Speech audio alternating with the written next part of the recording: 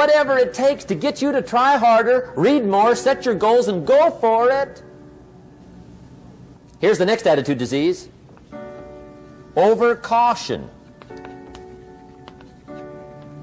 Some people never will have much. They're too cautious.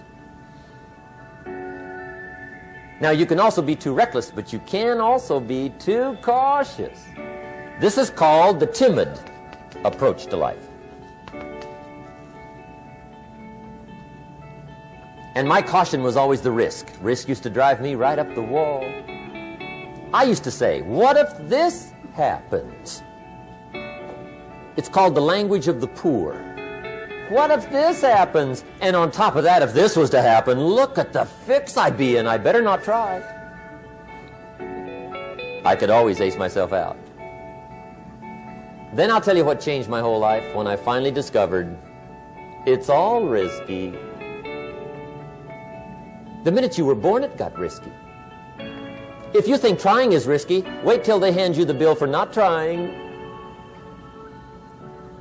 If you think investing is risky, wait till you get the tab for not investing. See, it's all risky. Getting married is risky. Having children is risky. Going into business is risky. Investing your money is risky. It's all risky.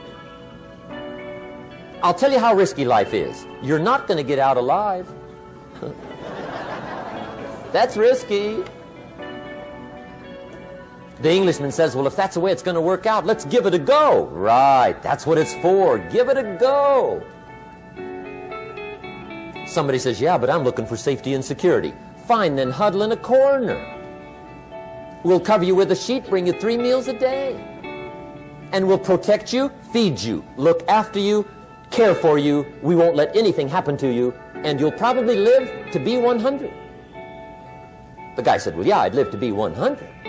But what a way to live. Right. What a way to live, safe and secure. Don't ask for security. Ask for adventure. Better to live 30 years full of adventure than 100 years safe in the corner.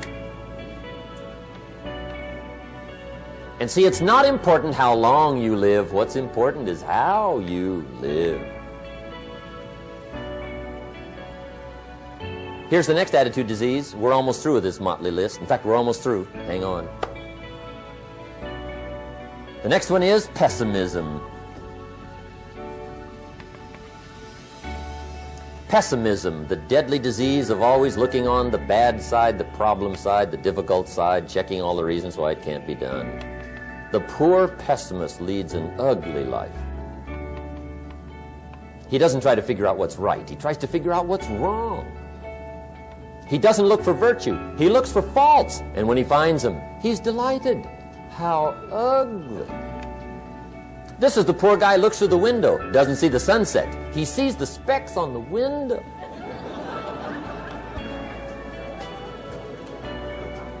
And this is the poor guy, right, who rushes up, takes such leave of his senses. This guy rushes up and he says, I've got 5 good reasons why it won't work.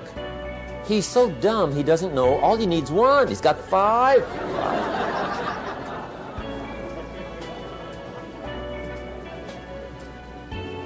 To the pessimist, the glass is always half empty. To the optimist, the glass is half full. Why would the same measure affect people 2 different ways? Answer, it all depends on how you look at it. Our lives are mostly affected by the way we think things are, not the way they are. The way we think they are affects us most. There's a subject we don't have time to get into tonight called better thinking habits. One of the major things Shoaff taught me when I met him, he said, poor thinking habits keeps most people poor. Not poor working habits. Most people work hard, but they don't think hard. And Shoaff taught me that the mind is like a factory, a mental factory. And whatever you think about all day long pours ingredients into this mental factory. And that's what builds the economic, social, financial fabric of your life.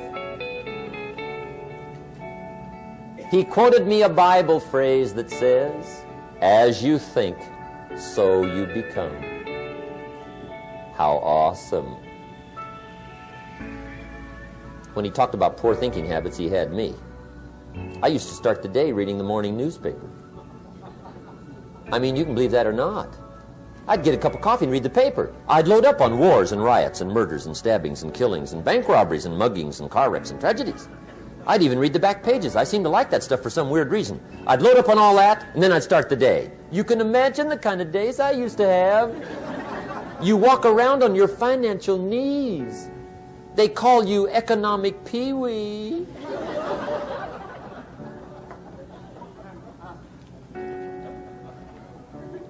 The guy says, I want to be a great leader. Wonderful. The first thing we do is follow him to his house.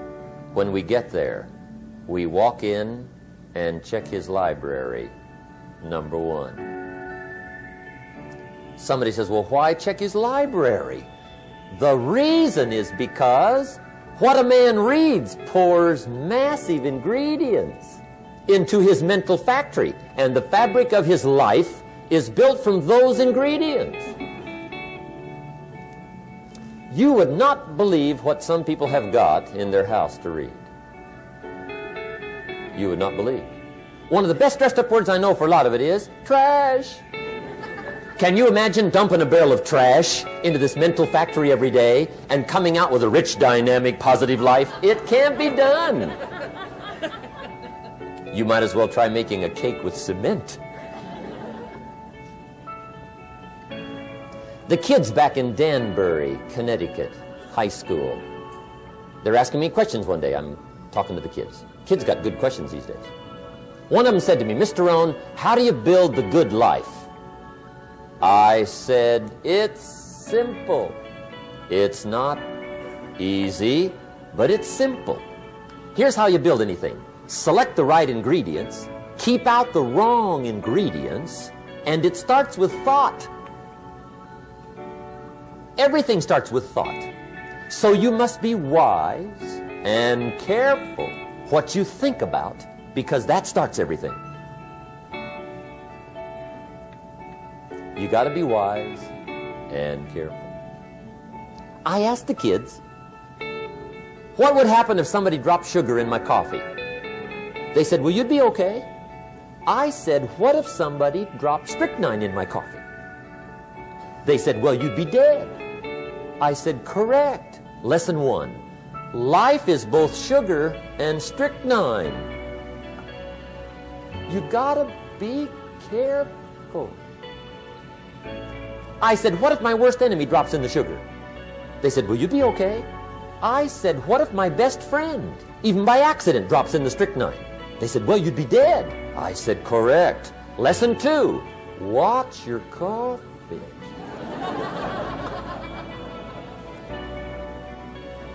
You got to be careful. See, it doesn't matter who hands you the bad stuff. It doesn't matter where you get the bad stuff. It'll still do its damage on your bank account, wherever you get it. Mr. Schoaf gave me one of the greatest phrases when I first met him when he said, Jim, every day stand guard at the door of your mind. How important. Stand guard at the door of your mind. And you decide what goes into your mental factory. Don't let anybody just dump anything they want to in your mental factory, because you've got to live with the results. Okay, here's the last disease, and we're through with this list. In fact, we're almost through. Hang on. The last subject is very brief. The last disease, but this one is deadly. Engage in this one, indulge in it even slightly, and you might as well forget the future, because it's going to forget you. Complaining, crying, whining, griping. A Bible word called murmuring. See, that'll ace your future. Spend 5 minutes complaining, and you have wasted 5. And you may have begun what's known as economic cancer of the bone. Surely they will soon haul you off into a financial desert and there let you choke on the dust of your own regret. I hope I said that well, so you won't forget. It's a deadly disease. If you don't think it's bad, Ask the children of Israel of Old Testament fame. Typical of us all, their story just happened to get in the book. Story says, children of Israel were slaves. God performed a series of dazzling miracles and got them out. And now they're heading for the promised land. Remember the story? Heading for the promised land. Tragedy of the story, they never got there. Reason. From day one, they started to complain. They griped about the water. They griped about the weather. They whined and cried and griped about the food. They griped about the leadership. They whined and cried because it was too far, too cold, too hot, too difficult, too miserable. I mean, they whined and cried for years. Finally, God said, I've had it, trip canceled.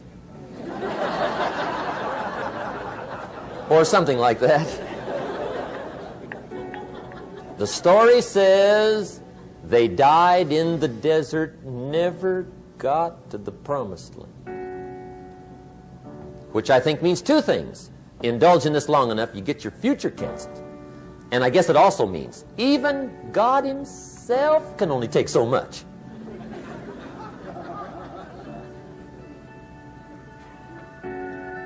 Okay. Just be on the lookout of the things that can destroy all the good you start. The war is on. And this evening, tomorrow, mentally, personally, socially, economically, you got to make sure you're winning the war. And this is part of it.